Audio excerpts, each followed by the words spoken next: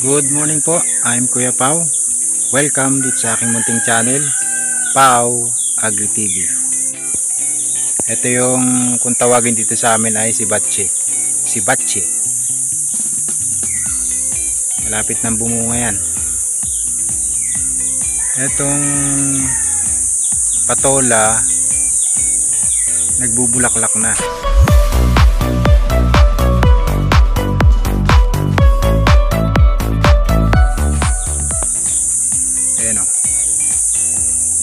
Nag-uumpisa na siyang bumulaklak.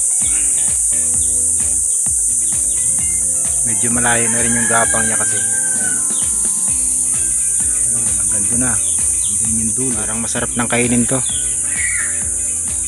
Oh, lalaki na oh. Etong lettuce pala, mahina siya sa ulan. Ibig sabihin, nahihirapan siyang makasurvive pag malakas yung ulan. Kaya dapat talaga meron siyang taklob. Kasi yung bagsak ng ulan, pwedeng makadamage dun sa kanyang dahon. Katulad nito, ayan o.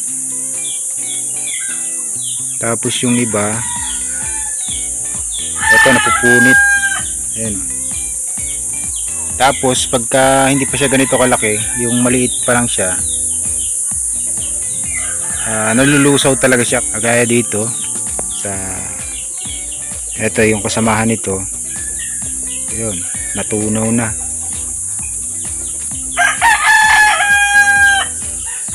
Kasi yung bagsak ng ulan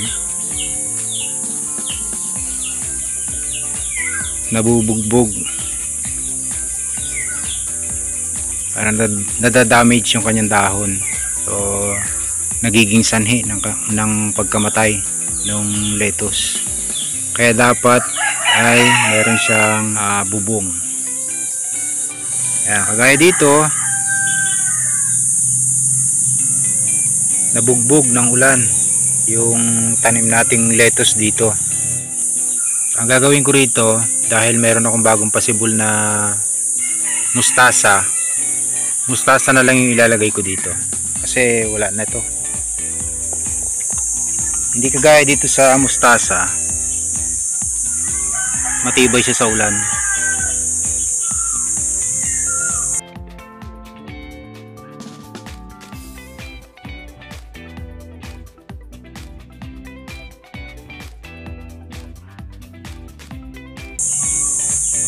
Yan, tuloy-tuloy yung ating mustasa dito sa isang bed.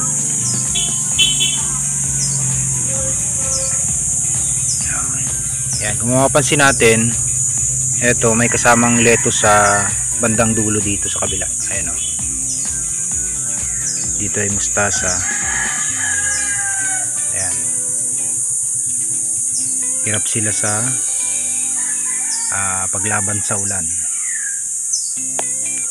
Nahirapan silang makasurvive. Etong mustasa matibay talaga sa ulan, sa init. Yan yung madaling buhayin. And then ito yung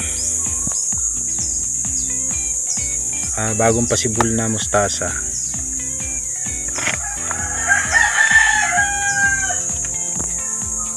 Tinanim ko ito ay May 15. Ayan, May 15. Ang ginamit kong pataba dito yung animal manure, yung dumi ng baka tsaka dumi ng kabayo. Dito sa kabila, ang ginamit ko dito vermicast. Pareho sila na May 15. Yan, vermicast. Pero kung napansin natin, mas mabilis dito sa animal manure. Dito ang lalaki na ng dahon niya. Dito iilan yung malaki, dito marami. Ayan o, sa animal manure. Yun yung na-observe ko sa kanya. Etong isa vermicast, etong isa animal manure. So mas mabilis yung paglaki niya dito sa animal manure. Mustasa yan, pareho silang mustasa.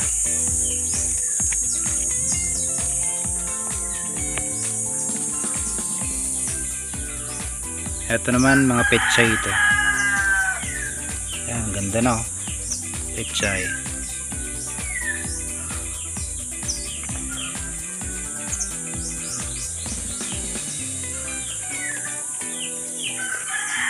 Ito yung ginawa ko ng video no nakaraan. Pechay. Ito na siya. Yung nasa plastic. Ito naman yung nasa container.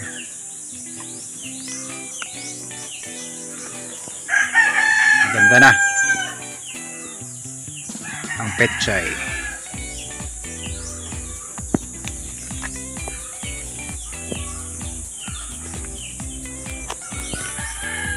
Tapos ito yung isang paraan pa ng pagtatanim ng mustasa at saka pechay. Hindi masyado makita. Yan. So gumuhit lang ako dyan ng hukay. Ayan, nakaguhit siya diretso. Then dun ko na ibinudbud yung buto ng mustasa dun sa linya, dun sa hukay na nakadiretso.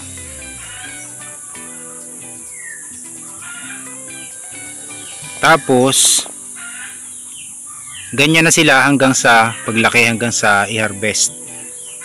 Ang pag-harvest naman yan, kung alin yung mauunang lumaki, yun yung mga i-harvest. Tapos matitira yung maliliit. Kaya ito yung isang technique sa pagtatanim ng mustasa na madalian, mabilisan. Kasi magagawa lang tayo ng hukay na diretso, nakalinya lang siya, tapos bubudbud na natin dun yung buto. Then sabay-sabay na silang lalaki.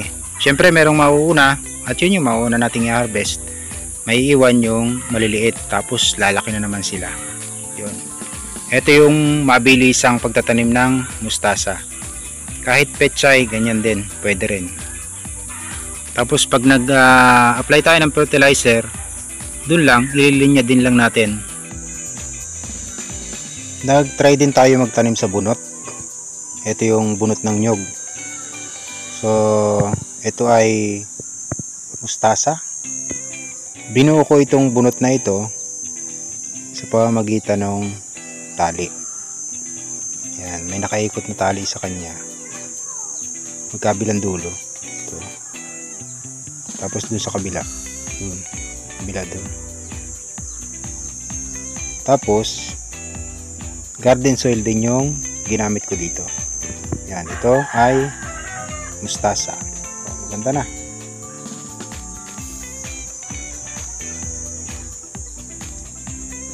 Ito ay pechay. Then yung isa, lettuce. Yan. Isang buong bunot yan. Yung balat ng nyog, binuo ko siya sa pamamagitan ng tali, and then binutasan sa ibabaw. Doon nakatanim yung mustasa, pechay, and lettuce.